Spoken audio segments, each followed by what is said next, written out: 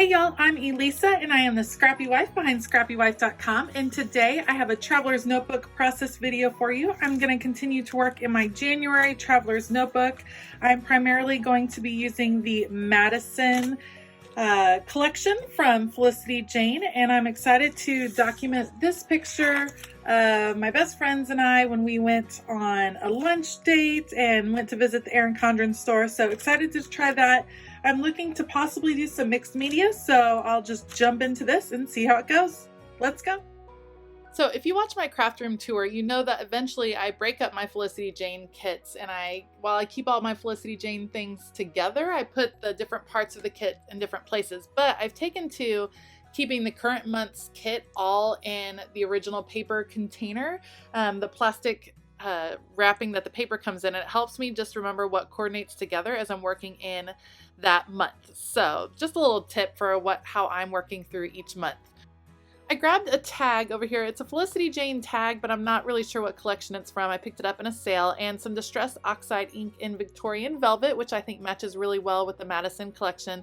And I'm starting with some shading on the edges of the tags. And when you're blending, you want to work in circular motions. You never want to start directly on the page, especially when you're blending the edges like this, because you're trying to avoid some of those circular marks. I'm anxious to try some of the new blending brushes I've seen on the market. I like using a blush brush, but it only adds a little bit of color at a time, and it looks like some of the new sponge brushes really do a great job of getting rid of the marks. But for me, I usually do pretty okay if I just keep my hands moving, try not to plop my blender straight down on the page. I am constantly working in circles, and for this particular card, the plan is to add in this Distress Oxide ink as a background to kind of color the card, and then I'm adding in water. And what I'm doing, this is my mini mister, and if you press the mini mister halfway down instead of all the way down, you get some bigger droplets, which is kind of what I was going for. And then I'm adding some more in here, just some droplets to start that oxide reaction. So if you have never used Distress Oxide inks, when you add water to them, what happens is it starts to oxidize like the name suggests, and you get some very cool effects, some colorization, some things that happen as that water really settles in to that ink. And it's one of my favorite things to use in art journaling, and I'm using it to create kind of a mixed media feel on the background of this page. Here you can see I've pulled out the Madison stamp set. This is what came with the kit this month, and it is full of all kinds of phrases. A lot of them are really inspiring. Good day, bring on whatever is next, I'll tell the story, leaving to or learning to love me more, one day at a time, just a bunch of different phrases. And what I'm doing is trying to block in these phrases, kind of creating my own pattern paper here with these phrases. I think they're awesome phrases, especially for the beginning of the year, but I also think it's okay to be, or it's going to be one of those stamp sets that I can reach for over and over. And the sizing is really nice because I think it's going to work really well in my planner as well. But I love all these phrases. A lot of them remind me of hanging out with your girlfriends, which is what this page is kind of commemorating. I'm putting down a picture of my friends and I as we went to lunch when we went on a field trip to the Erin Condren store. And so I'm adding in all of these phrases just to kind of create my own tag. And the picture is going to go over the top of this, so most of it ends up getting covered up, but that's okay. It's just the impression of all of those phrases that I was looking for. I'm adding in a little sticker here. That's the whole cover for the tag. And then you can see that my picture that I printed in black and white will go over the top. And I'm going to choose a couple of the ephemera pieces from the kit to kind of set off my picture a little bit, to kind of frame it in. And I have another page from the kit with this gorgeous floral.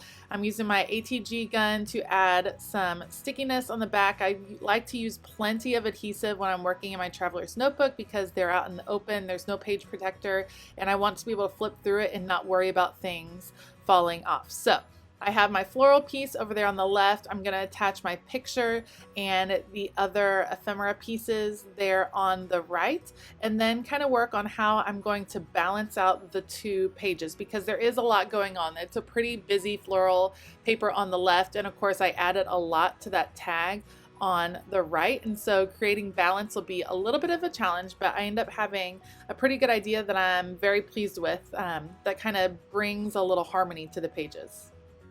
So the first thing I do is attempt to tone down the page on the left. And the way I'm going to do that is with this journaling card. It kind of looks like a paint swatch card to me, but I'm going to use a journaling card and one simple piece of ephemera over there on the left. Those big block lines kind of calm down the floral. And then I'm going to up the floral content on the right side. These are some black and white florals that I just cut out of different scrapbook paper that I find around. I think this one happens to be from Joann's, and sometimes I just stamp out my own florals on white paper and trim them out. I got this idea from Heba over at My Little Journal, and she uses these black and white florals all of the time for her projects, and they are just so beautiful. They're a great layering piece, so I like to have them on hand. Sticking them all down, and then I'll add in my tag there, and I feel like it brings a balance. I wanted just the tag on the page was just not enough. It wasn't holding its own and it looked a little bit awkward.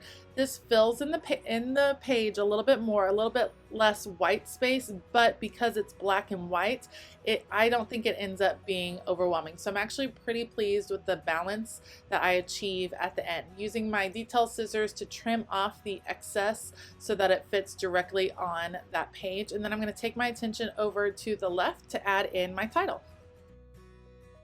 So my first choice on title was going to be these black stickers from Felicity Jane, but I didn't have a G. So instead I pulled out these multicolor stickers, and I think it works out okay. The colors are in the same kind of color scheme as what the rest of the page is, so it does work out okay. I'll add in the title Girls Day Out. And one thing I really love about the puffy stickers from Felicity Jane is that they have like a buttery feel to them, if that makes sense. They just feel so inviting. It's really fun to touch them, and I love an interactive element to my traveler's notebook, so I like touching and feeling and putting my hands on the pages and just feeling, I don't know what it is about it, but I really like it, and I really like these stickers. And so Felicity Jane stickers, whenever they go on sale, I do try to pick up a lot of them because I use alpha stickers like crazy, and these are some of my favorites. I decided that my journaling card is not popping off quite enough, so I'm going to mat it on just some plain black cardstock, again using my ATG gun.